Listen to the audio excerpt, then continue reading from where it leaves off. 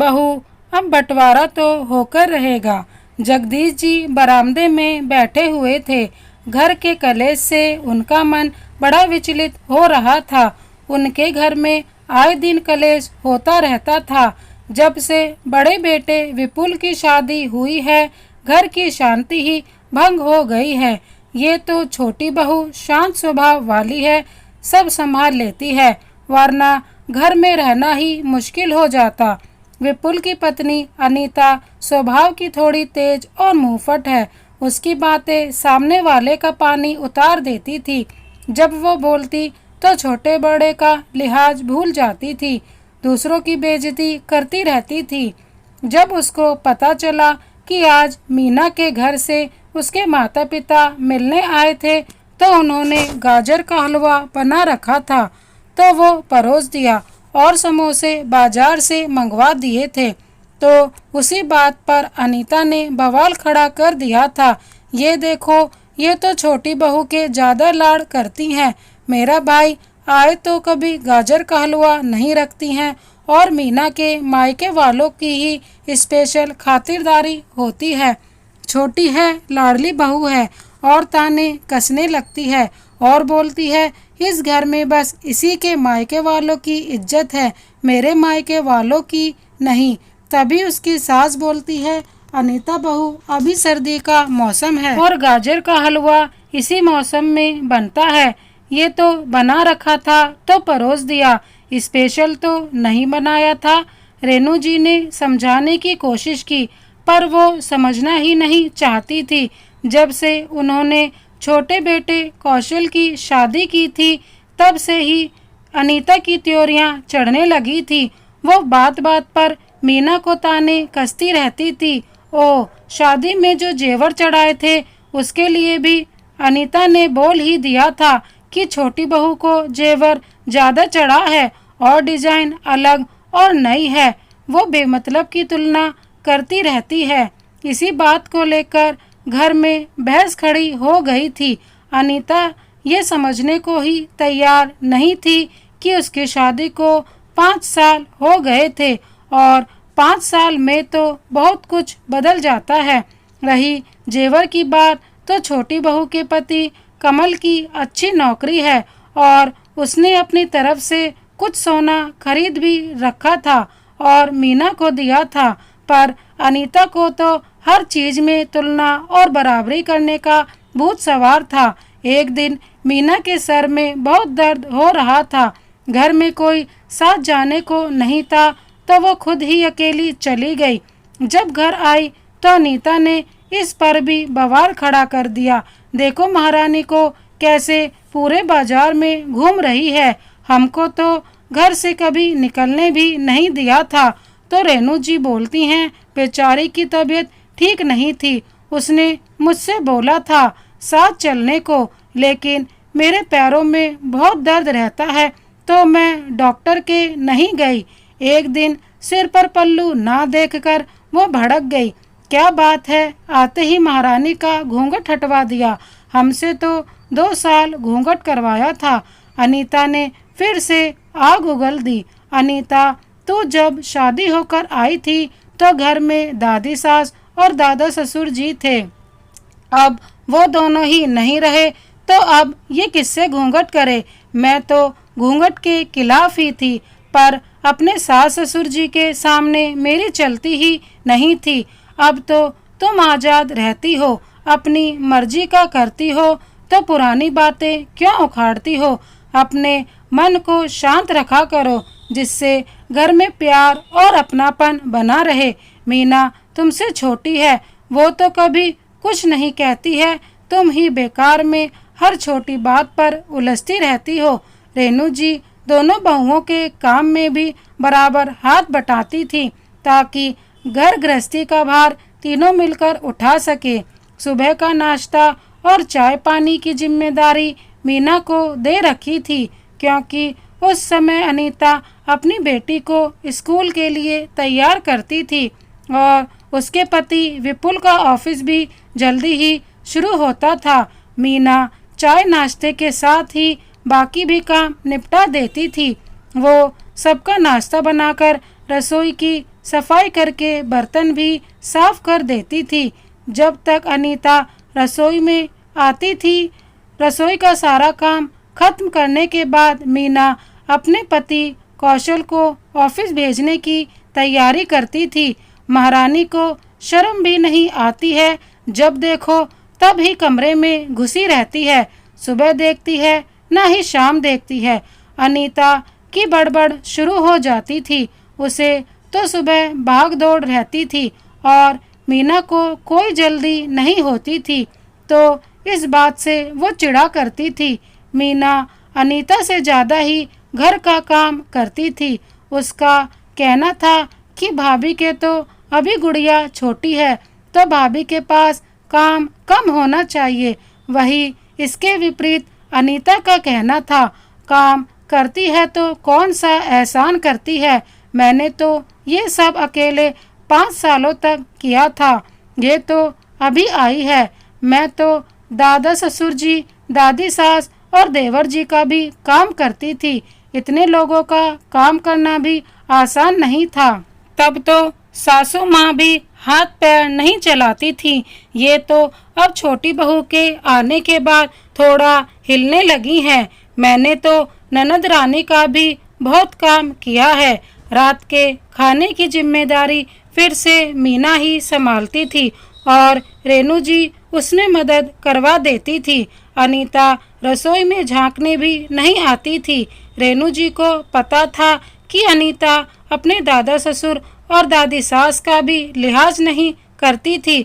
अनीता जब खाना बनाती तो जानबूझकर खाने में मिर्च ज़्यादा डाल देती थी। उसको पता था कि उसके सास ससुर से ज़्यादा मिर्च का खाना नहीं खाया जाता और मीना भी गर्भवती थी, उसको भी ज़्यादा मिर्च का खाना मना था।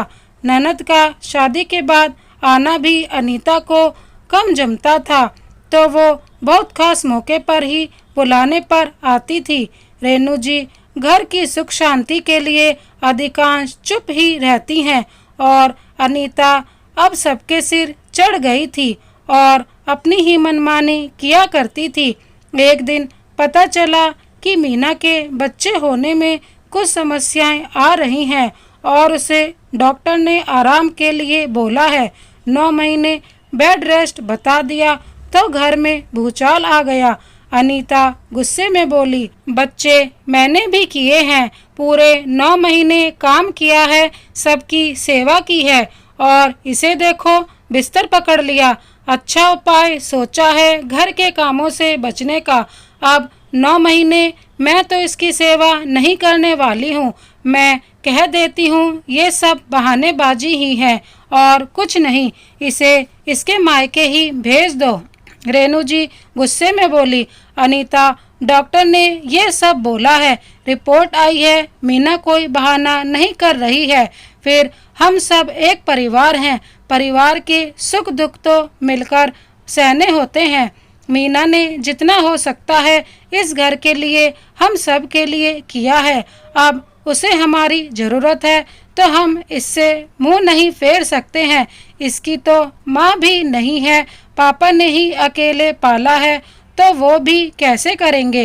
रेनू जी ने समझाना चाहा, लेकिन हमेशा की तरह अनीता समझना ही नहीं चाहती थी। उसे लगता था मैं जेठानी होकर देवरानी की 9 महीने सेवा क्यों करूं। रेनू जी ने मीना से बोला, बहू तुम चिंता मत करो, मैं तुम्हारी 9 महीने तक देखभाल करूंगी। अनीता से ये भी बर्दाश्त नहीं हो रहा था। एक दिन वो अपनी माँ से फ़ोन पर बात कर रही थी, क्या करूँ माँ, मेरी तो किस्मत ही ऐसी है, न सास ढंग की मिली और ना ही देवरानी ढंग की मिली है। दोनों ने आपस में साठ गांठ कर ली है और मेरी छुट्टी कर दी है। सास देवरानी पर जान देती है और देवरानी सास के गुणगान गाती रहती है। मेरी तो कोई अहमियत ही नहीं है, ना बहू के रूप में प्यार मिला, ना ही जेठानी बनकर आराम मिला। अभी महारानी जो पलंग पर लेटी हुई है उसे खाना देकर आई हूँ। यहाँ तो सास मुझे देवरानी की भी सेवा करनी पड़ रही है। अनीता की सारी बातें रेनू जी ने अपने कमरे की खिड़की से सुन ली और वो हैरान हो रही थी। बात कुछ भी नहीं थी, फिर भी बहू अपनी माँ को घर की बातें बढ़ा चढ़ाकर बता रही थी। उन्होंने अनीता को अपने पास बुलाया और समझाया, बहू तुम झूठ क्यों बोल रही थी? अपने घर की बात है तो हम सबको ही उस समस्या का हल निकालना होगा। तुम तो घर की बड़ी बहू हो, उम्मीद थी कि तुम घर जोड़ कर रखोगी, पर तुम ही घर की धूल उड़ाने में लगी हुई हो। उसी रात को रेणु जी और उनके पति ने मिलकर फैसला किया कि घर का बंटवारा कर देते हैं, क्योंकि बड़ी बहू तो कोई भी बात समझाने पर समझती नहीं है। दिन भर तानों से घर का माहौल खराब रहता है। अभी तो बच्चा हुआ नहीं है और बाद में बच्चा होगा तब भी तो मीना उसकी देखभाल में व्यस्त हो जाएगी, तो फिर कौन घर का काम संभालेगा? रोज ही घर में कलेश होगा। अभी तो छोटी बहू चुप रहती है, पर कभी न कभी तो वो भी जुबान खोलेगी और अपने हक के लिए भी बोलेगी। इस तरह घर में कलेश रहेगा तो बच्चों पर गलत असर पड़ेगा और बच्चों की सही तरह से परवरिश नहीं हो पाएगी। दोनों बच्चे कमाते हैं तो अपना अपना घर संभाल लेंगे। अगले दिन सुबह चाय के वक्त सारा परिवार इकट्ठा बैठा था तो रेणु जी के पति ने कहा, बहू अब बंटवारे का समय आ गया है। अनीता और मीना हैरान थी, तभी वो आगे बोले, विपुल और कौशल, हम रोज घर में जो कलेश होता है उससे हम बहुत परेशान हो गए हैं, इसलिए हमने एक फैसला किया है। घर में प्यार की जगह टकरार सी बनी रहती है। मैंने और तुम दोनों की माँ ने सोचा है कि हम घर का बंटवारा कर देते हैं, ताकि हम साथ भी रहें और अलग अलग भी रहें। किसी एक बहू पर सारे घर की जिम्मेदारी ना आए और दोनों बहुएं अपने घर को संभालें। ये सुनते ही अनीता जहाँ खुश हो गई, वहीं मीना का चेहरा उतर गया और वो बोली, पापा जी आप कुछ भी बंटवारा करें, पर मम्मी और आप मेरे हिस्से में ही रहना। मैंने बहुत कम उम्र में अपनी माँ को खो दिया था, तो अब मम्मी जी ही मेरी माँ है। मैं इनसे अलग नहीं रह पाऊंगी। मैं अपना पूरा परिवार चाहती हूँ, जिसमें मेरे साथ आप दोनों भी रहेंगे। आप दोनों साथ रहेंगे, आपका आशीर्वाद रहेगा, तो मैं हर मुश्किल का सामना कर लूँगी। बहू मैं तुझे छोड़कर कहीं नहीं जा रही हूँ। आज मेरी बहू को मेरी ज़रूरत है तो मैं उसके साथ ही रहूँगी। घर के 2 हिस्से कर दिए जाएंगे। ऊपर वाले दोनों कमरे अनीता को मिलेंगे और नई रसोई बनवा देंगे, ताकि वो अपनी बेटी और पति के साथ में रह सके। अनीता अंदर ही अंदर बहुत खुश थी, क्योंकि अब उसे देवरानी की सेवा नहीं करनी पड़ेगी। वो अपनी बच्ची को और पति को संभालेगी, कितनी आज़ाद हो जाएगी। तभी उनके ससुर ने आगे कहा, नीचे के 3 कमरे और रसोई हमारे हिस्से में आएंगे, क्योंकि छोटी बहू के साथ रहेंगे तो 1 कमरा हमारा भी तो होगा। विपुल और कौशल तुम दोनों को हर महीने कुछ पैसे हमें देने होंगे, ताकि हमारा भी हाथ खुला रहे, हमें अपने बेटों पर निर्भर नहीं रहना पड़े। दोनों ने घर का बंटवारा कर दिया। अनीता ने घर से बहुत सी चीज़ें ले ली। मीना ने भी कह दिया, भाभी आपको जो भी सामान चाहिए वो आप ले सकती हैं। सास ने उसकी पूरे प्यार से देखभाल की और मीना ने एक बेटे को जन्म दिया और सास जी के साथ रहने से उसे बच्चा पालने में जरा भी परेशानी नहीं हुई। वहीं अनीता की हालत खराब हो गई। उसे सुबह नाश्ता खाना भी बनाना होता था। वो ही वक्त गुड़िया को तैयार करने का और विपुल के ऑफिस जाने का होता था। अनीता को अब रहने में पछतावा हो रहा था, क्योंकि पहले तो मीना और सासू माँ मदद कर देती थी, पर अब वो अकेली ही रह गई थी। दोस्तों, घर में बहू समझदार हो तो घर में शांति बनी रहती है। हमेशा बड़े ही सही हो ये नहीं होता। घरों में छोटे ज़्यादा समझदारी से काम लेते हैं और बड़े बात बात में हंगामा खड़ा कर देते हैं। कई बार रिश्ते बनाए रखने के लिए कड़वे घूंट पीने पड़ते हैं। घर में बुजुर्ग साथ हो तो कई समस्याएं हल हो जाती हैं। यदि घर बंटवारा करके शांति बनी रहे तो बंटवारा कर देना चाहिए। इस कहानी के बारे में आपकी क्या राय है, कमेंट बॉक्स में ज़रूर बताएं। इसी तरह की कहानी देखने के लिए हमारे चैनल को सब्सक्राइब कर बेल आइकन को प्रेस कर दें। Thank you so much. Vande Mataram.